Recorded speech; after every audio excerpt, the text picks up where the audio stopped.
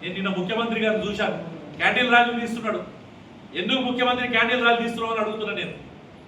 20 లక్షల మంది విద్యార్థులకు ఫీజు రియంబర్స్మెంట్ ఇచ్చినందుక, ఎస్సీ ఎస్టీ బీసీ విద్యార్థులకు స్కాలర్షిప్లు ఇచ్చినందుక, ఈ హాయంలో ఈ రాష్ట్రంలో అవినీతి రాజ్యం వెళ్తున్నందుక, 21 సంవత్సరాల్లో పోటీ చేసే అధికారం ఉండాలి, జెన్జీలకు ప్రాతినిధ్యం కావాలి అని చెప్పి అడుగుతున్నాడు ముఖ్యమంత్రి. నీ మంత్రివర్గంలో ఎంతమంది మంత్రులు జెన్జీలు ఉంటారని అడుగుతున్నాను. నువ్వు రాజీనామా అయ్యి ఆదర్శంగా నిలబడు, ఒక జెన్జీని ఈ రాష్ట్ర ముఖ్యమంత్రి అయ్యి. చేత కాదు, తమ దగ్గరికి వస్తే నోరు పోసుకుంటారు. ఇంకొకడు 1,00,000 కోట్ల అవినీతి చేసిండు. తెలంగాణ సకల జనులు సమ్మె చేసి సాధించిన తెలంగాణలో ఆ బీఆర్ఎస్ పార్టీ దరిద్రం పార్టీ. గ్రూప్ 1 ఎగ్జామ్లు లీక్లే, గ్రూప్ 2 ఎగ్జామ్లు లీక్లే, గ్రూప్ 3 ఎగ్జామ్ లీక్, చివరికి ఎస్ఎస్సి పేపర్ ఇంటర్ పేపర్ కూడా లీక్ చేసిన ఘనత ఒకటి ఉంది అంటే అది బీఆర్ఎస్ పార్టీ. ఆ రోజు కేటీఆర్ అడిగితే క్వశ్చన్, TV9 క్వశ్చన్ వేస్తే ఏం ఏం చెప్తాడు? పేపర్ మేము నిర్వహిస్తామా? పలానా రాష్ట్రంలో ఎన్నిసార్లు లీక్ అయింది, ఏం చేస్తున్నారు వాళ్ళు అడిగారు. ఇవాళ రాహుల్ గాంధీ నీచాతి నీచంగా దిగజారాడు. ఇలా కనీసం 99 సీట్లన్నా కానీ దేశ ప్రజలు మిగతా వాళ్ళు ఇచ్చినచ్చు. ఇలా అక్కడ దేశ ప్రజలు చీకొట్టుకునే పరిస్థితిలో కాంగ్రెస్ పార్టీ రాహుల్ గాంధీ ఇద్దరు ఉన్నారని చెప్పి తెలియజేస్తున్నారు. అలాగే ఎవరైతే కాక్రోచ్ జనతా పార్టీ పేరు మీద ఇలా అక్కడ ఉద్యమం చేశారో అక్కడ ఉన్న వీడియో చూడండి. ఒక హెడ్ కానిస్టేబుల్, ఒక బీసీ బిడ్డ ఈరోజు అక్కడ చనిపోవడం, వీళ్ళ దాడిలో ఒక ఏసీబీకి విపరీతమైన దెబ్బలు తగలడం.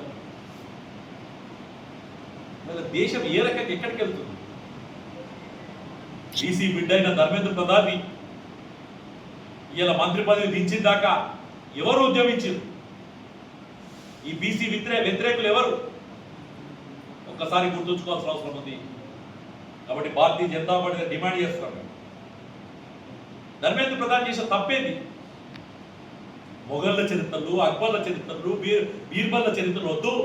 ఈ దేశ ప్రపంచానికి విశ్వగురులో ఉన్న ఈ దేశ చరిత్ర మనకు కావాలి, మన సంస్కృతి, మన పూర్వీకుల సంస్కృతి కావాలని చెప్పి వారు విద్యా వ్యవస్థలో మార్చుకున్న తీరే ఈరోజు వారికి ఇవ్వడం జరిగింది. కాబట్టి వాళ్ళు మాట్లాడుతూ ఈ దేశంలో ప్రకాష్ రాజ్ అనే ఒక వ్యక్తి వాడు సంవిధానం మాట్లాడుతున్నాడు. నువ్వు ఎవరి పక్కనైతే కూర్చుంటున్నావో, ఎవరికి మద్దతు తెలుపుతున్నావో వాడే ఈ దేశానికి సంవిధాన్ని తూటబొడిచి ఎమర్జెన్సీ మీద ఇచ్చిన కాంగ్రెస్ పార్టీ పక్కన కూర్చొని మాట్లాడుతున్నాను. నేను ప్రకాష్ రాజ్ లాంటి చాలా మందికి చెప్తున్నాను, షబానా ఆజ్మీ లాంటి వీళ్ళందరికీ ఏ బాధ అంటే వాళ్ళ ఎన్జిఓ ఆర్గనైజేషన్కి విదేశీ ఫండ్స్ రాకుండా నరేంద్ర మోడీ అడ్డుకున్నాడు. కాబట్టి నరేంద్ర మోడీ మీద అక్కసు తీర్చుకోవాలి. అమెరికాలో కూర్చున్న సోరస్ అనే వ్యక్తి ఫండింగ్తో నడుస్తున్న ఇది 15 ఆగస్టు రోజు ఈ దేశంలో విచ్ఛిన్నం చేయాలని, ఈ దేశంలో నక్సలిజం పోయింది, ఈ దేశంలో తీవ్రవాదం పోయింది, ఈ దేశం సురక్షితంగా ఉంటుంది, ఈ దేశం నరేంద్ర మోడీ నాయకత్వంలో 40 ఏళ్ళలో వికసిత భారత్గా ముందుకుపోతుంది.